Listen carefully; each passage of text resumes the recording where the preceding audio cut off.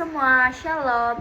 Kembali lagi bersama saya, Februnila Salinda dengan NIM 241011089, Program Studi Pendidikan Keagamaan Katolik di Kampus Sekolah Tinggi Agama Katolik Negeri Pontianak.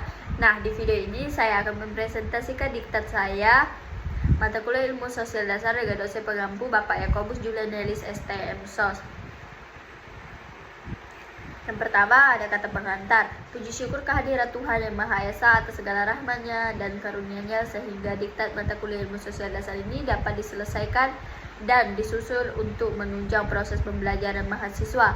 Diktat ini disusun sebagai panduan bagi mahasiswa dalam mempelajari ilmu sosial dasar. Materi yang disajikan meliputi konsep dasar ilmu sosial, berbagai cabang ilmu sosial, dan bagaimana ilmu sosial diterapkan dalam kehidupan sehari-hari. Penyusunan diktat ini bertujuan untuk memberikan pemahaman yang lebih komprehensif dan mendalam tentang ilmu sosial dasar kepada mahasiswa, serta membekali mereka dengan pengetahuan dan keterampilan yang diperlukan untuk memahami dan menganalisis berbagai fenomena sosial di masyarakat. Saya menyadari bahwa diktat ini masih jauh dari sempurna, oleh karena itu saya sangat mengharapkan kritik dan saran yang membangun dari para pembaca, terutama dari para dosen dan mahasiswa, demi perbaikan diktat ini di masa yang akan datang. Semoga diktat ini bermanfaat bagi mahasiswa dan meningkatkan pemahaman tentang ilmu sosial dasar dan dapat menjadi bahan referensi yang berguna dalam proses pembelajaran. Yang kedua, di sini ada daftar isi. Yang pertama kata pengantar, terus daftar isi. Masuk ke bab pertama yaitu pembahasan. Yang A pertemuan pertama, B pertemuan kedua, C pertemuan ketiga, D pertemuan keempat, E pertemuan kelima, F pertemuan keenam, G pertemuan ketujuh, H pertemuan ke-9, I pertemuan ke-10, J pertemuan ke-11, K pertemuan ke-12, L pertemuan ke-13, M pertemuan ke-14, N pertemuan ke-15, O pertemuan ke-16. P. Soal UTS. Bab 2 penutup dan kesimpulan. Bab 1 pembahasan. A. Pertemuan pertama. Di sini membahas tentang ilmu sosial dasar adalah sebuah disiplin ilmu yang mempelajari berbagai fenomena sosial yang terjadi dalam masyarakat. Fenomena yang terjadi sekarang yaitu kunjungan apostolik Bapak Suci Paus Fransiskus ke Indonesia. Ini adalah kunjungan Paus yang ketiga, kunjungan yang terakhir pada tahun 1989, yaitu 35 tahun yang lalu. Fenomena yang harus dihadapi dalam sistem belajar adalah dua model sistem. Yang pertama kampus merdeka, yang kedua merdeka belajar. Ilmu sosial dasar seringkali menjadi pengantar atau pondasi bagi pemahaman lebih lanjut dalam bidang-bidang ilmu sosial lainnya, seperti sosiologi, antropologi, ekonomi, politik, dan psikologi sosial.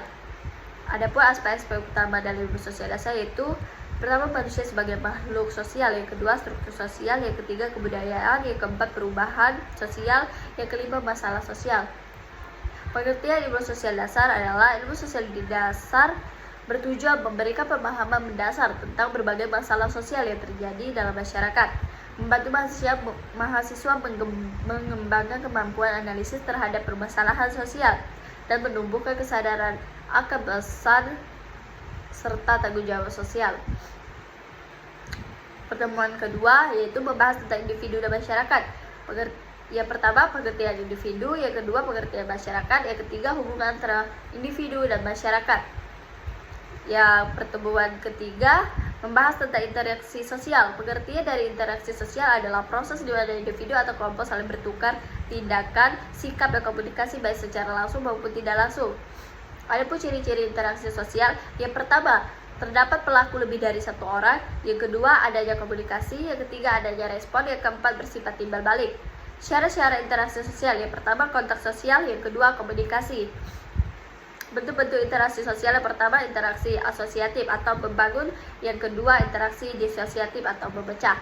Fungsi dari interaksi sosial, yang pertama pembentukan identitas, yang kedua sosialisasi, yang ketiga pembentukan kelompok, yang keempat penyesuaian sosial, yang kelima kontrol sosial. Contoh interaksi sosial dalam kehidupan sehari-hari, yang pertama di lingkungan keluarga, di lingkungan tempat kerja, di sekolah, dan di masyarakat. Jenis-jenis interaksi sosial.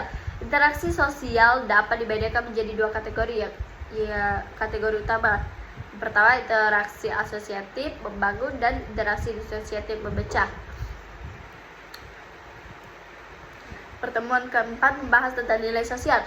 Pengertian dari nilai sosial adalah konsep atau keyakinan yang dianggap penting oleh masyarakat dan menjadi pedoman dalam bertindak serta berperilaku. Ciri-ciri nilai sosial: yang pertama bersifat abstrak, yang kedua bersifat umum, yang ketiga dipelajari dan diturunkan, yang keempat bersifat relatif. Adapun jenis-jenis dari nilai sosial: yang pertama nilai material, yang kedua nilai vital, yang ketiga nilai kerohanian. Fungsi dari nilai sosial: yang pertama pedoman perilaku, yang kedua pengendalian sosial, yang ketiga pembentukan identitas, yang keempat pemersatu masyarakat. Contoh dari nilai sosial: yang pertama kejujuran, yang kedua keadilan, yang ketiga kesopanan, yang keempat gotong royong. Pada pertemuan kelima membahas tentang kebudayaan. Pengertian dari kebudayaan atau budaya adalah keseluruhan sistem nilai, norma, pengetahuan, adat istiadat, seni, kepercayaan, hukum, dan kebiasaan yang dimiliki oleh suatu kelompok atau masyarakat dan diwariskan dari generasi ke generasi. Unsur-unsur kebudayaan: yang pertama bahasa, yang kedua sistem pengetahuan, yang ketiga sistem sosial dan organisasi sosial, yang keempat alat dan teknologi, yang kelima sistem penghimpunan, yang keenam sistem religi atau kepercayaan, dan yang terakhir kesenian. Fungsi dari kebudayaan: yang pertama identitas sosial, yang kedua pedoman perilaku, yang ketiga pengendalian sosial, yang keempat pendidikan dan sosialisasi, yang kelima pengintegrasian dan solidaritas, yang keenam alat perubahan dan adaptasi. Adapun proses pembentukan kebudayaan: yang pertama internalisasi, yang kedua difusi, yang ketiga akulturasi, yang keempat inovasi. Ada berikut beberapa faktor perubahan budaya. Yang pertama kontak dengan budaya lain, yang kedua perkembangan teknologi, yang ketiga perubahan lingkungan, yang keempat perubahan sosial dan politik. Adapun kesimpulan dari kebudayaan adalah inti dari kehidupan manusia dalam masyarakat. Ia mencerminkan cara kita hidup, berinteraksi, dan memahami dunia. Pertemuan ke-6 membahas tentang struktur sosial. Pengertian dari struktur sosial adalah pola-pola organisasi dan hubungan yang mengatur interaksi antar individu dan kelompok dalam masyarakat. Struktur sosial ini terdiri dari beberapa komponen utama. Yang pertama struktur sosial, yang kedua peran sosial, yang ketiga kelas sosial, yang keempat kelompok sosial, yang kelima institusi sosial, dan yang terakhir norma dan nilai sosial. Fungsi struktur sosial: yang pertama mengatur interaksi sosial, yang kedua menjaga keteraturan dan stabilitas, yang ketiga mempermudah komunikasi, yang keempat menentukan akses ke sumber daya dan kekuasaan, yang kelima mengintegrasikan individu ke dalam masyarakat, yang keenam menanggapi perubahan sosial. Adapun jenis-jenis struktur sosial: yang pertama struktur sosial formal, yang kedua struktur sosial informal. Kesimpulannya, struktur sosial adalah kerangka yang mengatur bagaimana masyarakat berfungsi, mengorganisasi interaksi sosial, dan membagi peran serta sumber daya. Pertemuan ke-7 di sini membahas tentang lembaga sosial. Pengertian dari lembaga sosial adalah struktur organisasi dan sistem norma yang ada dalam masyarakat. Lembaga sosial juga membantu masyarakat stabilitas sosial dan mendorong integrasi dalam masyarakat. Fungsi-fungsi lembaga sosial: yang pertama sosialisasi, yang kedua pengaturan perilaku, yang ketiga penyediaan kebutuhan sosial, yang keempat penegakan keadilan, yang kelima integrasi sosial, yang keenam perubahan sosial. Adapun jenis-jenis dari lembaga sosial: yang pertama keluarga, yang kedua pendidikan, yang ketiga ekonomi, yang keempat agama, yang kelima hukum dan peradilan, yang ke-6 kesehatan, yang ke-7 politik dan pemerintahan, yang ke-8 media dan komunikasi. Kesimpulan dari lembaga sosial ini adalah komponen penting dalam struktur sosial yang memainkan peran krusial dalam mengatur perilaku, menyediakan kebutuhan, dan menjaga stabilitas masyarakat. Pertemuan ke-9 di sini membahas tentang mobilitas sosial dan perubahan sosial. Mobilitas sosial adalah pergerakan atau perubahan posisi individu atau kelompok dalam struktur sosial suatu masyarakat. Ada beberapa faktor yang mempengaruhi mobilitas sosial, diantaranya yang pertama pendidikan, yang kedua ekonomi, yang ketiga perubahan sosial dan ekonomi, yang keempat kebijakan pemerintah. Mobilitas sosial penting dalam memahami dinamika masyarakat karena mempengaruhi bagaimana individu memandang peluang hidup mereka dan bagaimana mereka secara keseluruhan dapat mengalami perubahan dalam struktur sosialnya. Selanjutnya, perubahan sosial dapat bersifat yang pertama lambat atau evolusi. Perubahan terjadi secara perlahan seperti perubahan adat istiadat atau kebiasaan hidup dalam masyarakat tradisional yang berlangsung dalam jangka waktu panjang. Yang kedua, cepat atau revolusi. Perubahan terjadi secara mendadak dan signifikan seperti revolusi politik atau ekonomi yang bisa mengubah struktur masyarakat dalam waktu singkat. Beberapa faktor yang mempengaruhi perubahan sosial antara lain teknologi, yang kedua kebudayaan, yang ketiga kebijakan pemerintah, yang keempat lingkungan alam. Teori yang menjelaskan mobilitas sosial antara lain. Yang pertama teori fungsionalisme, yang kedua teori konflik, yang ketiga teori interkionalisme simbolik. Pertemuan ke-10 di sini membahas mobilitas globalisasi sosial. Pengertian globalisasi sosial. Mobilitas globalisasi sosial merujuk pada perubahan dan pergerakan dalam struktur sosial masyarakat di seluruh dunia akibat dari proses globalisasi. Yang kedua, transformasi ekonomi. Transformasi ekonomi adalah proses perubahan mendasar dalam struktur, sistem, dan dinamika ekonomi suatu negara atau wilayah. Transformasi ini biasanya melibatkan pergeseran dari satu bentuk ekonomi ke bentuk lain yang lebih kompleks atau maju, seperti dari ekonomi agraris ke ekonomi industri, dan dari ekonomi industri ke ekonomi berbasis layanan atau digital. Mobilitas sosial kontemporer. Pengertian dari mobilitas sosial kontemporer adalah pergerakan atau perubahan status sosial individu atau kelompok dalam struktur sosial modern. Berbeda dari mobilitas sosial di masa lalu yang sering terkait pada kelas atau keturunan.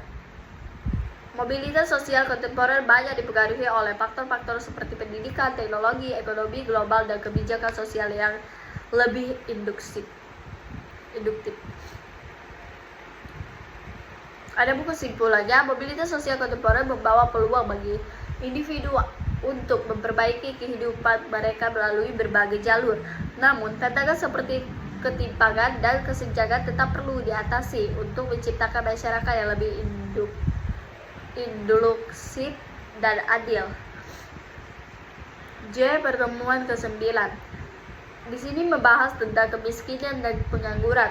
Yang pertama, kemiskinan. Kemiskinan adalah kondisi sosial ekonomi di mana seseorang atau kelompok masyarakat tidak memiliki akses atau kemampuan untuk memenuhi kebutuhan dasar seperti makanan, tempat tinggal, pendidikan, dan layanan kesehatan. Kemiskinan seringkali diukur dalam pendapatan per kapita yang sangat rendah yang tidak mencukupi untuk memenuhi kebutuhan hidup yang layak. Contoh dari kemiskinan, seseorang petani yang di daerah terpencil yang penghasilan hanya cukup untuk makan sehari-hari dan tidak bisa membiayai pendidikan anak-anaknya. Anak-anaknya terpaksa tidak sekolah dan mengikuti pelajaran orang tuanya, pekerjaan orang tuanya. Faktor penyebab kemiskinan. Yang pertama, pengangguran. Yang kedua, pendidikan yang rendah. Yang ketiga, pembangunan yang tidak stabil. Dampak sosial kemiskinan. Yang pertama, penurunan kualitas hidup. Yang kedua, meningkatkan kriminalitas. Yang ketiga, rendahnya daya saing dan produktivitas. Yang keempat, gangguan sosial. Yang kedua, pengangguran. Pengangguran adalah keadaan ketika seseorang yang berada dalam usia kerja aktif mencari pekerjaan tetapi tidak dapat menemukan pekerjaan yang sesuai. Nah, ada pun jenis-jenis dari pengangguran.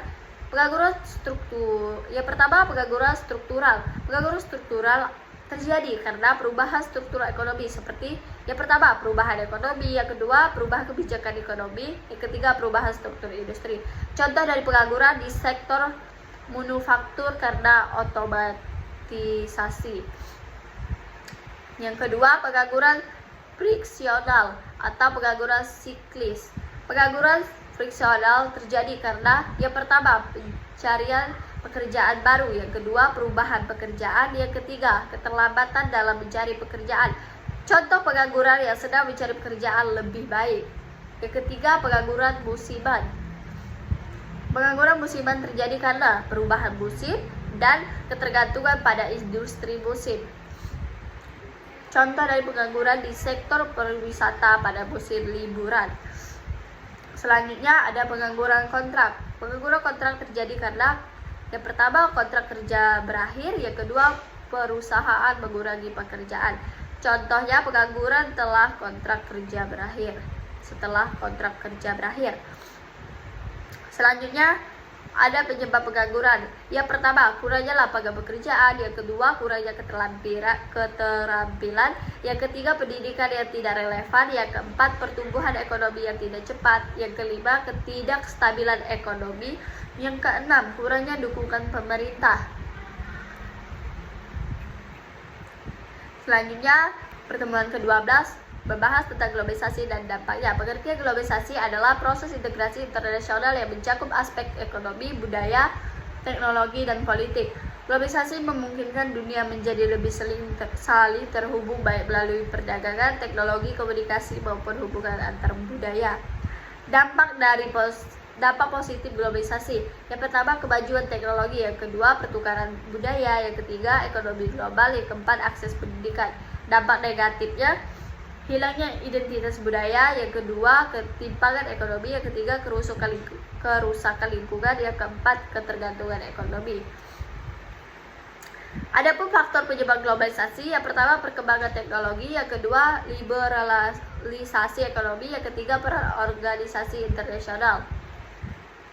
Pertemuan ke-13. Di sini membahas tentang konflik sosial dan integrasi sosial. Pengertian dari konflik sosial adalah suatu proses interaksi antara individu atau kelompok yang memiliki perbedaan kepentingan, nilai atau tujuan yang berbeda sehingga menimbulkan ketegangan, pertentangan, dan perlawanan. Konflik sosial dapat terjadi dalam berbagai bidang, seperti yang pertama, konflik antar kelompok. Yang kedua, konflik antar individu. Yang ketiga, konflik struktural. Pertemuan ke-14.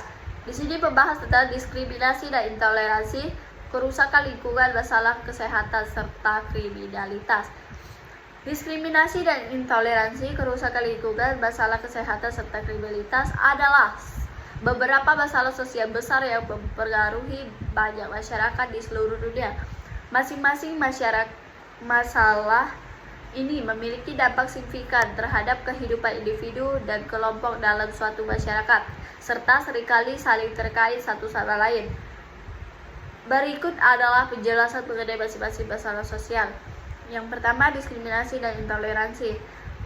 Diskriminasi adalah perlakuan. Yang pertama, diskriminasi dan intoleransi. Pengertian dari diskriminasi adalah perlakuan tidak adil terhadap individu atau kelompok berdasarkan perbedaan seperti ras, agama, etnis, gender, orientasi seksual, atau status sosial. Intoleransi adalah ketidakmampuan atau ketidakinginan untuk menerima atau menghormati perbedaan keyakinan, pendapat, atau praktik orang lain.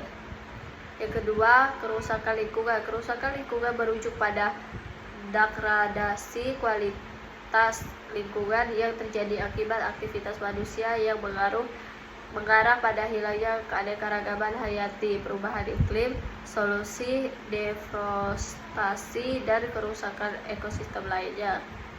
Yang ketiga, masalah kesehatan. Masalah kesehatan mencakup berbagai isu yang mempengaruhi kualitas hidup individu dan kelompok, termasuk penyakit menular, penyakit tidak menular, dan masalah kesehatan mental.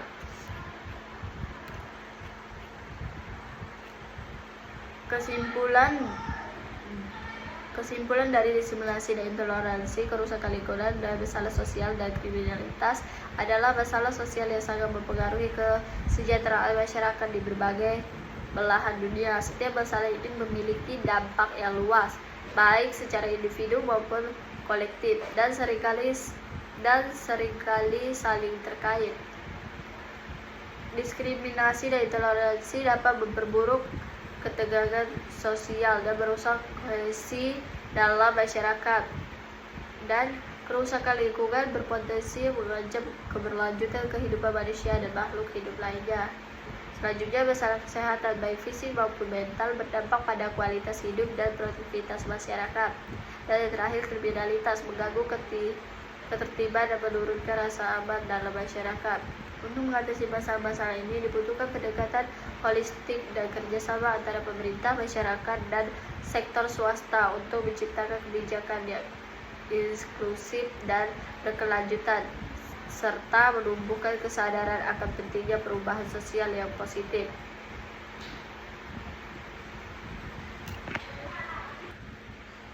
Pertemuan ke-15, konflik sosial dan integrasi sosial.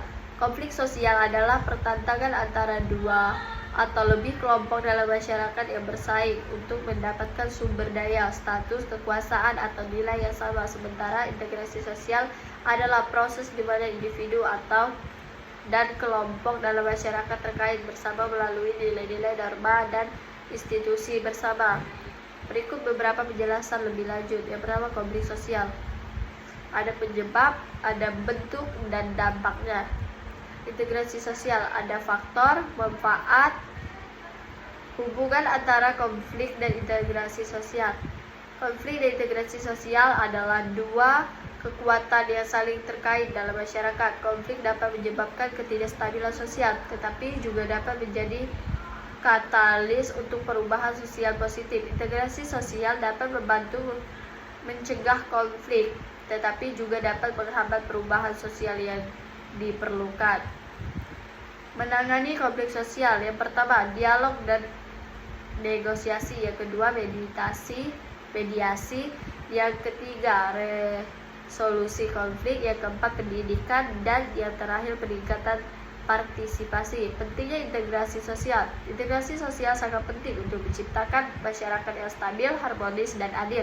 Integrasi sosial membantu membangun rasa persatuan dan saling menghormati antara kelompok-kelompok dalam masyarakat, yang pada gilirannya dapat membantu mencegah konflik dan membangun masyarakat yang lebih. Pertemuan ke-15. Nah, di sini membahas tentang masalah sosial dan solusinya. Masalah sosial adalah kondisi yang mempengaruhi banyak individu dalam masyarakat, mencakup berbagai aspek seperti kemiskinan, pengangguran, pendidikan, kesehatan, dan ketidaksetaraan gender. Masalah ini sering muncul akibat kombinasi faktor ekonomi, budaya, dan politik, serta dapat berdampak negatif pada kesejahteraan masyarakat secara keseluruhan. Yang pertama, ada kemiskinan. Kemiskinan merupakan kondisi di mana seseorang tidak memiliki sumber daya yang cukup untuk memenuhi kebutuhan dasar hidupnya. Solusi untuk mengatasi kemiskinan meliputi: yang pertama, program bantuan sosial. Yang kedua, peningkatan akses terhadap pendidikan dan pelatihan. Yang ketiga, pengembangan ekonomi. Poin kedua, pengangguran. Pengangguran adalah kondisi di mana seseorang yang ingin bekerja tetapi tidak mendapatkan pekerjaan. Solusi untuk mengatasi pengangguran meliputi: yang pertama, pengembangan lapangan kerja. Yang kedua, program pelatihan dan pembangunan keterampilan. Yang ketiga, pengembangan program kewirausahaan. Poin ketiga, kejahatan. Kejahatan adalah tindakan yang melanggar hukum dan norma-norma sosial. Untuk mengatasi kejahatan meliputi: yang pertama, penegakan hukum. Yang kedua, program rehabilitas dan pembinaan. Yang ketiga, peningkatan kesadaran hukum. Yang keempat, persebaran hoaks. Yang kelima, peningkatan literasi digital. Yang keenam, penegakan hukum terhadap penyebar hoaks. Yang ketujuh, peningkatan peran media massa. Yang ke-8, kunjungan sosial. Yang kesenjangan sosial. Yang ke-9, peningkatan akses terhadap pendidikan dan kesehatan. Yang ke-10, pengembangan program pemberdayaan masyarakat. Yang ke-11, peningkatan akses terhadap sumber daya. Masalah sosial merupakan tantangan yang kompleks dan memerlukan solusi yang terintegrasi. Peran pemerintah, masyarakat, dan sektor swasta sangat penting dalam mengatasi masalah sosial. Bab 2. Menutup. A. Kesimpulan. Pengkajian ilmu sosial dasar memberikan pemahaman komprehensif tentang dinamika kehidupan sosial manusia. Mempelajari sejarah, geografi, ekonomi, antropologi, sosiologi, ilmu politik, dan aspek-aspek terkait lainnya. Kita diajak untuk menganalisis interaksi manusia dengan lingkungan, sistem sosial, budaya, dan pemerintah. Lebih dari sekedar kumpulan fakta, ilmu sosial dasar melatih kemampuan berpikir kritis dan analitis, membantu kita memahami akar permasalahan sosial, dan mendorong partisipasi aktif dalam membangun masyarakat yang lebih baik. Dengan bekal pengetahuan ini, kita dapat mengapresiasi keragaman budaya, mengerti kompleksitas isu-isu kontemporer, dan berkontribusi secara berarti dalam memecahkan tantangan sosial yang dihadapi dunia saat ini. Singkatnya, ilmu sosial dasar bukan hanya sekedar mata kuliah, melainkan fondasi penting untuk menjadi warga negara yang bertanggung jawab dan berpartisipasi aktif dalam perkembangan masyarakat. Sekian presentasi diktat dari saya. Jika ada kata-kata yang salah, mohon dimaafkan. Terima kasih. Sampai jumpa di video selanjutnya.